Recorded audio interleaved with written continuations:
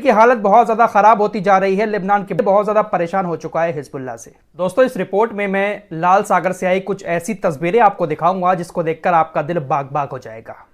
हुतीज ने जो कारनामे किए हैं, उन कारनामों की एक झलक तस्वीरों के जरिए आपको दिखाने की कोशिश करूंगा।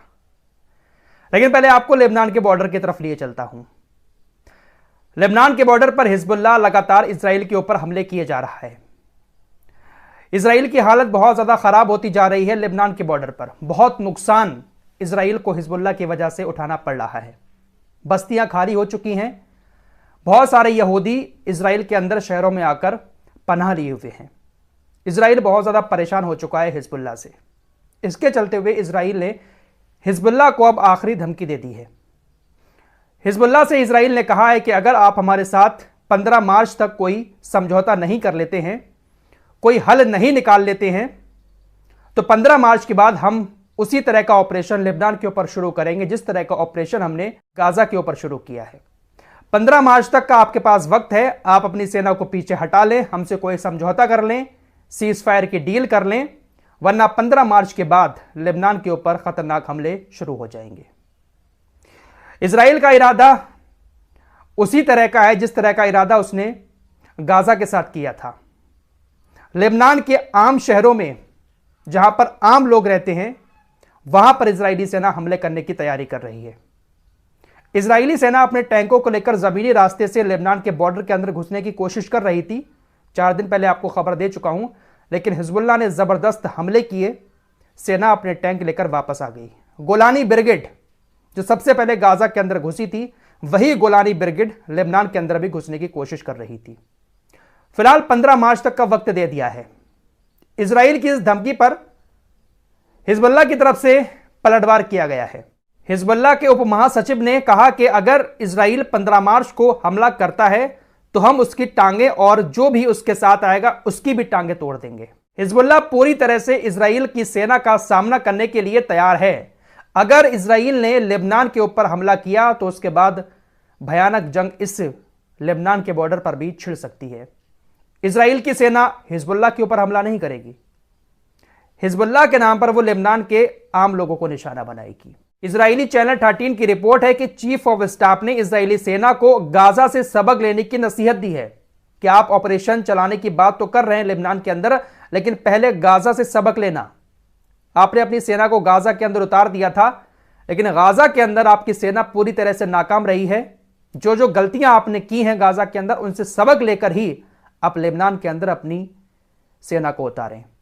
अगर आप ऐसे ही गाजा की तरह लेबनान के अंदर अपनी सेना को उतार देते हैं तो यहां पर भी बहुत बड़ा नुकसान आपकी सेना को उठाना पड़ सकता है। फिलहाल इजराइल ने यह धमकी तो दे दी है 15 मार्च की, लेकिन मुझे लगता नहीं है कि इजराइल इतनी आसानी से हिजबुल्लाह के साथ जंग शुरू करेगा, क्योंकि इजराइल जानता है कि हिजबुल्लाह हमास से कई गुना बड़ी ताकत है।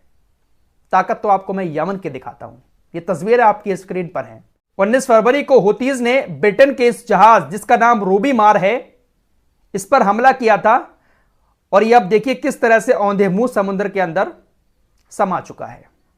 यह कोई छोटा मोटा जहाज नहीं था, 170 मीटर लंबाई थी इस जहाज की।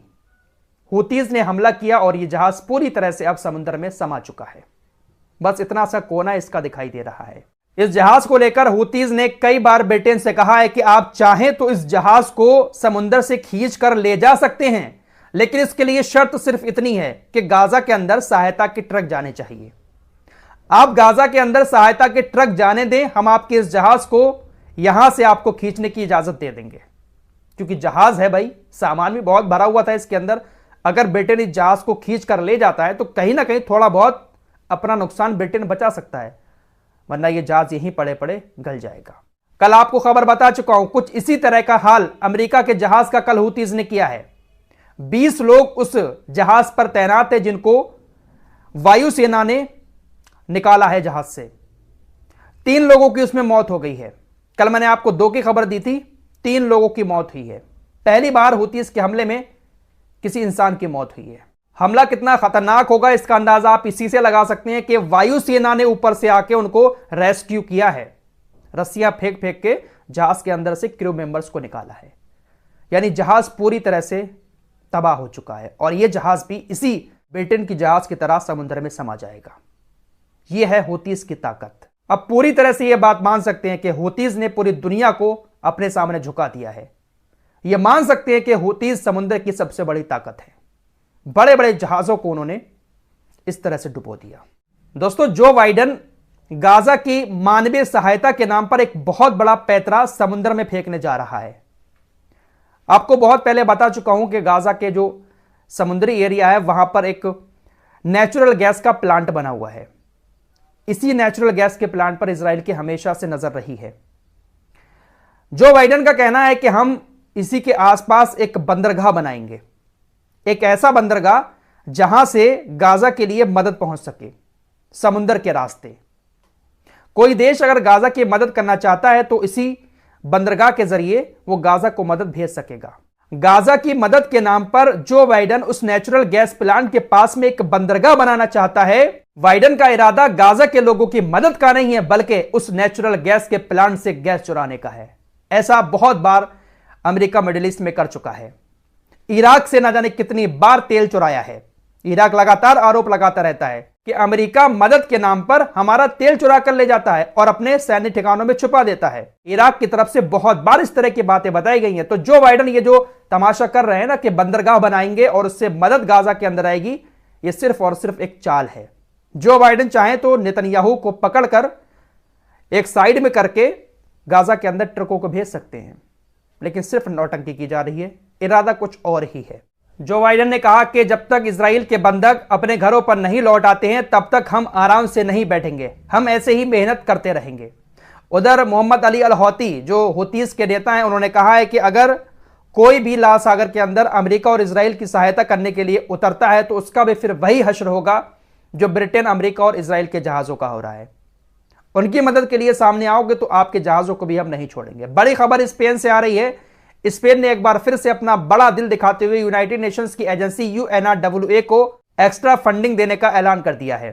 स्पेन हमेशा से फिलिस्तीन के लिए फंडिंग देता है, लेकिन $21.88 मिलियन एक्स्ट्रा फंडिंग UNRWA को देने का ऐलान स्पेन ने कर दिया है। चलते चलते आप लोगों को एक और तस्वीर दिखाना चाहता हूं। बहुत सारी तस्वीरें मैं आप लोगों को लगातार दिखा रहा हूं। इजरायली सेना गाजा के अंदर फिलिस्तीनी महिलाओं के कपड़ों के साथ किस तरह की गंदी हरकतें कर रही है। यह तस्वीर एक बार फिर सामने आई है। देखिए कितने सारे महिलाओं के कपड़े जो अंडरगारमेंट्स होते हैं उनको तारों पर टांग कर और दांत फाड़ते हुए फोटो खिंचवा रहा है। क्या यह तस्वीरें दुनिया भर के लोगों को नहीं दिख रही हैं?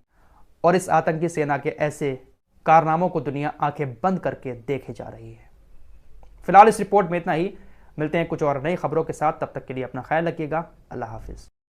दोस्तों, आपने सुन ही लिया। आज मेरा थोड़ा तबीयत ठीक नहीं है, बुखार जैसा लग रहा है और सर्दी हो रहा है। दोस्तों, अगर आपने तो देख ही लिया, इजराइल और लेबनान के बीच अगर जंग शुरू हो जाए तो क्या होगा? बहुत बड़ा फोकल आ सकता है पूरी दुनिया में। बहुत बड़ा नुकसान उठाना पड़ेगा दोनों देशों को। रमजान आ रहा है, सभी को मेरी तरफ से रमजान की हार्दिक शुभकामनाएं।